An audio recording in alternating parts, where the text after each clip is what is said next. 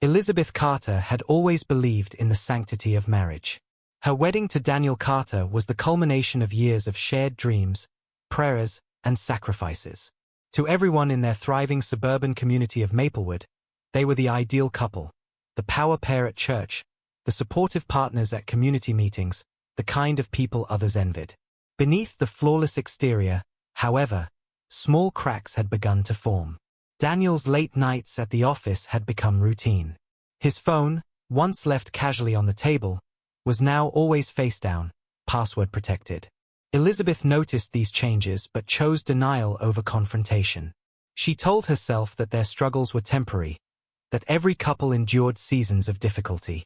Yet, even as she arranged family dinners and weekend getaways, she felt an unspoken distance growing like an invisible wall between them. It happened one rainy Friday evening. Elizabeth, while tidying Daniel's wardrobe, found a delicate gold bracelet that wasn't hers.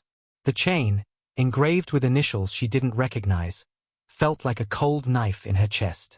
Later, she smelled perfume, a scent she never wore, lingering on his shirt collar. Her heart raced as the evidence grew. Daniel withdrew emotionally, spending more money with no explanation. Friends remarked on his distracted air. Elizabeth's heart, heavy with suspicion, became a battlefield of dread and disbelief. She began to keep quiet notes of these small betrayals, hoping she was wrong but preparing herself in case she wasn't. Elizabeth's world began to splinter one subtle clue at a time, but the full picture hit her like a tidal wave she never saw coming. A soft rain had fallen that evening, leaving the streets slick and reflecting the pale glow of street lamps. She sat alone in the living room, staring at her phone in trembling silence, her heart beat a loud drum in the quiet house. Hours earlier, an anonymous email had arrived, screenshots, receipts, and photographs too intimate to mistake for coincidence. They were unmistakably Daniel, unmistakably with another woman. In the photographs, Daniel's face wore the same smile he once saved only for Elizabeth. The images were not of a passing fling but of a sustained relationship. Dinners, weekend trips, and gifts. The evidence stacked against him like a cruel monument to her naive trust. The younger woman looked effortlessly glamorous, the kind of beauty Elizabeth once had when she still had time for herself. The sting was not only the affair but the realization of how much of herself she had poured into building his life while neglecting her own. She collapsed onto the couch, her knees folding under the weight of betrayal. Her hands clutched the phone so tightly her knuckles whitened. A roar built inside her, but no sound escaped her lips. In the silence, memories flashed like broken glass. Their wedding day, his vows, the nights they held hands while praying over their future. Each image fractured and faded, replaced by the sharp edges of deception. Sleep became impossible. The air itself seemed thick, as if the walls were closing in. Elizabeth's appetite vanished. Her body trembled involuntarily at odd hours of the day. She found herself pacing the kitchen at dawn, staring at her reflection in the oven door, seeing only a stranger's eyes staring back. The betrayal cut deeper than humiliation. It eroded her sense of reality. Days bled into nights. At work she went through the motions, her colleagues noticing the fading light in her eyes but saying nothing. Her once clear voice became a whisper. She wondered how many people knew before she did. The shame burned in her chest like acid. Yet, amid the rubble of her certainty, a small part of her refused to surrender. That part wrote notes, gathered details, and began piecing together a story she could no longer deny. Elizabeth had discovered not just a betrayal but a parallel life her husband had been living, one built on lies, convenience, and disregard. The knowledge hung over her like a storm cloud, saturating every thought, every breath. She felt humiliated, cheated, and foolish for trusting so blindly. Her once orderly world collapsed like a house built on sand, leaving her gasping for solid ground. The weeks following the revelation unfolded like a grim winter that refused to end. Elizabeth lived in a haze of disbelief, moving through the rooms of her house as if she were a ghost haunting her own life. The curtains stayed drawn most days. Her once orderly kitchen filled with untouched dishes. Every corner of the home felt like an echo of promises Daniel had made, promises that now clung to her like dust, choking and inescapable. Her friends and family gathered around her like a small army, urging her to leave, to protect herself, to see her worth. But Elizabeth's heart was a battlefield of conflicting voices. Her mind replayed the betrayal in excruciating detail, yet her memory of Daniel's laughter, his early struggles, and his moments of kindness intruded with equal force. She remembered his tears the day their first home was finalized, the nights he stayed up writing job applications while she cooked noodles at 1 a.m., the way he once knelt beside her hospital bed when she fell sick. Those memories did not erase his sin, but they complicated it, making the decision to walk away feel like cutting off a limb to save a life. Guided by her faith and a deep sense of duty, Elizabeth found herself kneeling on the bedroom floor most nights, whispering prayers into the silence. She asked for clarity, for strength, for an answer that didn't leave her shattered. Forgiveness became less a single act and more a daily wrestle, a choice she had to remake every sunrise, even as her pillow still smelled of salt from the previous night's tears. Daniel's behavior shifted sharply. He returned home early. He spoke softly, avoiding confrontation, apologizing with gifts and gestures rather than words. Elizabeth watched these efforts with a mixture of longing and suspicion. Was it real remorse or only fear of losing the life he had built with her? She could not tell. Slowly, she agreed to therapy sessions and counseling with him, sitting in plush chairs across from a woman with kind eyes who asked difficult questions. In those sessions, Elizabeth often sat rigid, her hands clasped so tightly her knuckles went white, while Daniel spoke of change, repentance, and the desire to rebuild. The therapist talked of trust as a wall built one stone at a time. Elizabeth wanted to believe this. She wanted to see the house of their marriage rebuilt stronger, but the rubble of betrayal still lay around her feet. Despite her pain, she chose to forgive him, not because the betrayal was small but because her spirit resisted the corrosion of bitterness. She began rebuilding the home she thought had been destroyed, relearning the rhythm of daily life with him. Yet forgiveness did not erase the tremor in her chest whenever his phone buzzed, nor the shadow that crept into her mind when he left the house. It was an uneasy peace, a fragile bridge suspended over a canyon of mistrust. Her friends called her brave. Her church celebrated her forgiveness as an act of grace. But only Elizabeth knew how fragile it was, how much of it was a leap of faith into an unseen future. Her heart was a wound trying to scab over, even as new winds threatened to tear it open again. Months slid by in quiet, deliberate steps. Elizabeth worked like someone nursing a broken bone, cautiously, slowly, with an awareness that any sudden movement could shatter the healing process. Her home, once heavy with silence, began to breathe again. She repainted the living room in soft earth tones, laid down a new rug, and opened the windows to let in light and fresh air. Each change in decor felt symbolic, a silent declaration that she was reclaiming her environment, reweaving the space into something survivable. Daniel's behavior continued to shift. He arrived home early and took on small domestic tasks he had long ignored, washing dishes, watering plants, making tea. He left his phone out on the counter, screen up, as if to show there were no more secrets. He sent her gentle text messages during the day, reminders of love, photographs of sunsets or coffee cups, the little gestures of a man trying to regain ground lost to betrayal. Elizabeth responded with guarded kindness. She cooked his favorite meals again, added fresh flowers to the dining table, and smiled more often, though her smiles still carried an undertone of fatigue. Forgiveness had not yet blossomed into trust, but it was a seed she was watering daily. At church, couples remarked on how radiant she looked again. Her friends spoke in hushed tones about her courage, seeing only the surface of her life, the Sunday photographs, the polished smiles. Inside, however, Elizabeth remained vigilant. When Daniel's phone buzzed at odd hours, she noticed. When he left for late meetings, she still felt the familiar twinge of panic ripple through her chest. Yet she no longer confronted him with these fears. Instead, she wrote them in her journal, processing them slowly, trying to distinguish between real warning signs and echoes of trauma. She threw herself into routines: morning walks, candlelit baths, therapy appointments, and spiritual retreats. She began reading books about resilience, trauma, and self-worth.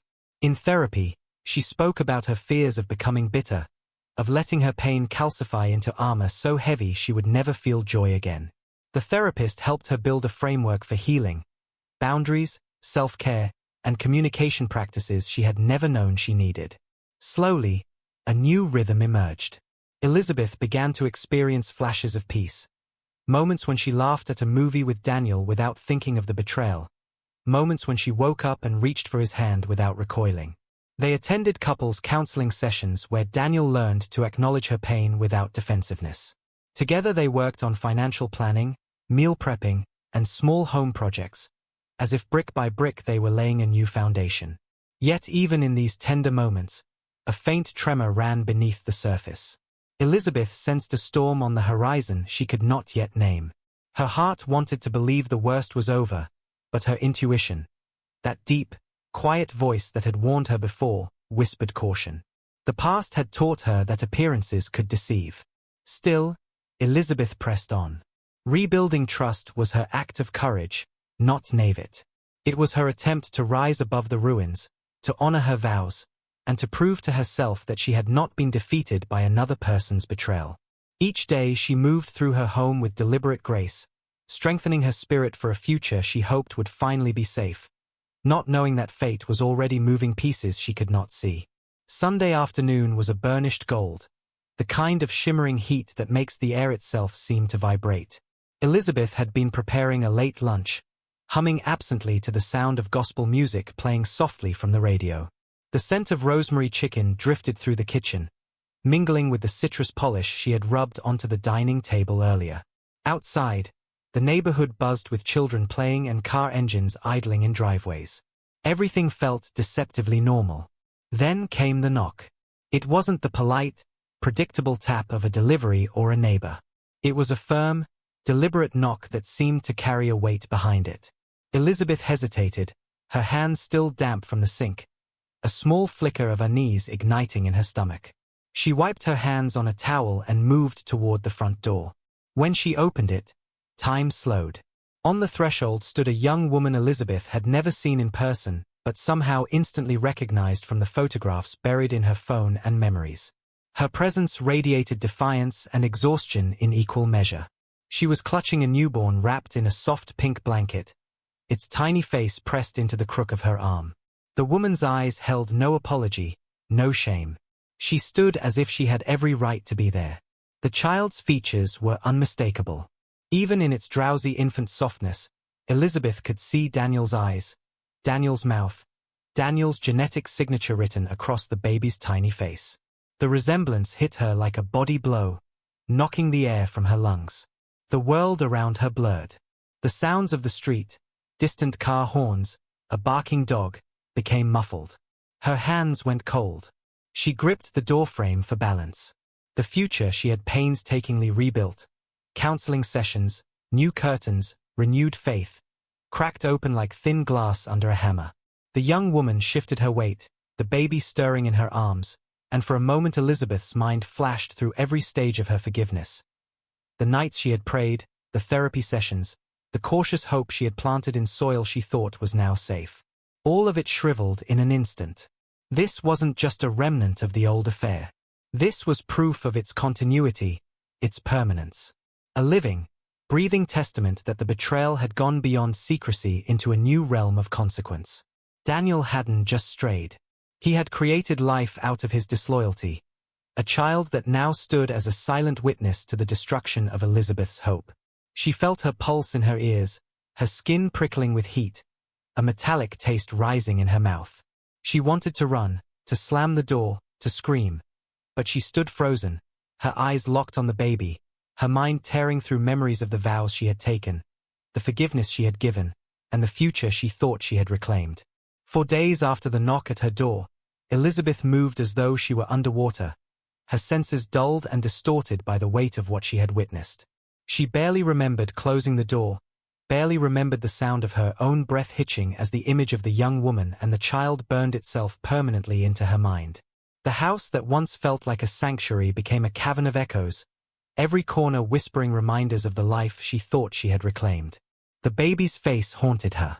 In the quiet hours of the night, when Daniel snored softly beside her, she saw the infant's delicate features in the darkness, felt the tremor in her hands as she gripped the doorframe, heard the unspoken accusation in the silence. Forgiveness, that sacred bridge she had spent months trying to build, had crumbled into rubble under her feet. Her body responded first. Sleep fled. Food tasted like cardboard. Her hands trembled when she tried to hold a cup of tea. She caught her reflection in the mirror one morning and barely recognized the hollow eyes staring back. She stopped wearing her wedding ring, leaving it on the bathroom counter like a mute witness to her unraveling. Her mind, once methodical and sharp, became a maze of self-reproach and disbelief. How could she have been so blind? How could she have stitched the wounds of betrayal only to discover the knife still buried deeper than ever? She replayed every therapy session, every prayer meeting, every night she had waited for Daniel to return home early. All the while, another woman had been carrying his child, nursing his secret, building a reality just as Elizabeth was rebuilding hers.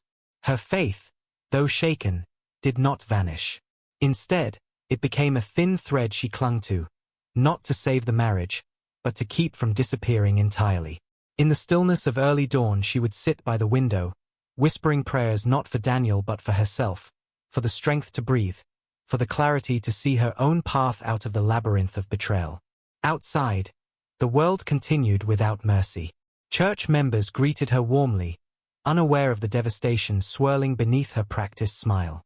Her friends called to check in, but she found herself withdrawing, speaking less, smiling faintly, and pretending at normalcy. The once busy rooms of her home began to feel cavernous and cold, her footsteps echoing off walls that had heard too many tears. In this desolate landscape, a seed of realization began to germinate, faint but real. She began to see that her life had been tied to an illusion she had desperately tried to protect. She saw herself not as weak but as human, as someone who had fought to preserve a union already eroded. The shock of the baby at her doorstep became a brutal kind of clarity. It forced her to confront not just Daniel's betrayal but her own need to stop living inside a narrative she hadn't written. Elizabeth retreated inward, her soul fractured. She stopped attending social events. Her small interior design business began to crumble under the weight of her emotional turmoil. Nights became battlegrounds of sleepless anguish. She thought of the years she had given Daniel, the sacrifices, the loyalty, the public defense of his character, and now, this final humiliation. She wasn't just fighting infidelity. She was fighting the erasure of her identity, the silencing of her dignity. Even her reflection in the mirror looked like a stranger's, a pale echo of the vibrant woman she once was. After weeks of isolation, Elizabeth realized something. She had been trying to save a marriage that had died long before. She started therapy privately. She took long walks, journaling her pain and slowly rebuilding her inner strength. She leaned on a few close friends who reminded her of her worth beyond Daniel's betrayal. For the first time in years, she began thinking about what she wanted, not as a wife, but as a woman, as a human being. She began to dress differently, cook for herself, and visit places she'd always loved but had stopped going to. Financially, she began to untangle herself from him. She opened a separate bank account, redirected her freelance income, and quietly documented everything she had contributed to the household. She researched legal options, spoke discreetly with an attorney, and prepared for the possibility of separation. Each step restored a fragment of her power. Elizabeth shifted from grieving to action. She began reviving her small business, channeling her pain into creativity. Each room she redesigned felt like a canvas for her rebirth. She joined support groups for women healing from betrayal. She reclaimed her body, her finances, her future. The more she invested in herself, the clearer her vision became. Forgiveness did not mean forgetting, and it did not mean accepting endless disrespect. Her confidence returned gradually, like a dawn breaking over a long dark night. Weeks passed, and with each sunrise Elizabeth grew a little stronger. The quiet steps she had taken in private were now beginning to bloom into visible changes. Her home felt lighter. Her body felt stronger. Her mind was clearer. The fear that once lived inside her chest had begun to shrink, replaced by a new, steady courage. One bright morning she spread her sketches on the kitchen table. The papers covered the surface like wings. She traced her fingers over the drawings she had once hidden. Dresses, shirts, soft fabrics, bold colors, patterns inspired by nature and her own memories. This was the dream she had carried quietly for years, buried under duty and heartbreak. Now, with the weight of her old life falling away, the dream began to rise. She opened her laptop and started working on her clothing line seriously. She researched suppliers, opened a small online store, and created social media pages. Her first post was simple but powerful. A photograph of a single design with the words "A New Beginning" underneath. She did not mention her marriage, did not speak of her pain. This was hers, her work, her future, her voice. Months passed. Elizabeth's business grew. Her life grew. She no longer checked Daniel's social media or wondered where he was. Her days were full of work, her nights full of quiet peace. She had built a steady routine, and for the first time she felt whole without him. Meanwhile, Daniel's world began to crumble. The woman he had left Elizabeth for, the mistress who bore his child, was not the partner he imagined. Their relationship turned cold, then bitter. Financial stress grew. His reputation at work suffered. The money he once threw around with ease began to disappear. Arguments filled their home. The promises he made to her were broken by his own hand. His mistress began to see him differently too. She stopped pretending to be impressed. She started making her own plans. Slowly but surely, Daniel found himself alone with a child he barely knew how to care for and bills he could no longer manage. The glamour had faded. Reality had arrived. One rainy evening, with his life reduced to a handful of boxes and debts, Daniel drove to Elizabeth's house. His heart pounded as he walked up the path. He carried no flowers, no gifts, only his shame. He knocked softly, and when the door opened, he saw her standing there. Calm, graceful, strong. He began to speak, but she only looked at him, her face unreadable. He stumbled over his words, talking about mistakes, about regret, about how he had left the mistress and wanted to make things right. He spoke of starting over, of the years they had shared, of the child who needed a father. Elizabeth listened in silence. Inside her chest, a storm rumbled, but her face remained steady. When he finally stopped talking, she spoke quietly. Her voice was low but firm, like the sound of a door closing. "You only came back because you lost everything you thought you had," she said. "You didn't come back for me. You came back because your life fell apart. I built myself back from nothing, and you only see my value now that you have none." Her words hung in the air like heavy stones. Daniel tried to argue, to reach for her hand, but she stepped back. There was no anger in her eyes now, only clarity. "This house is not your refuge," she said softly. "I am not your rescue. I am my own." She closed the door gently. Not a slam, not a scream. Just a quiet, final closing. Behind the door she leaned against the wall and let out a long breath. She felt no triumph, only release. The circle had closed. Outside, Daniel stood in the rain, realizing too late that the woman he had betrayed was no longer waiting for him. She had moved on, and this time the door would not open again. Please don't forget to subscribe, like and share for more interesting stories.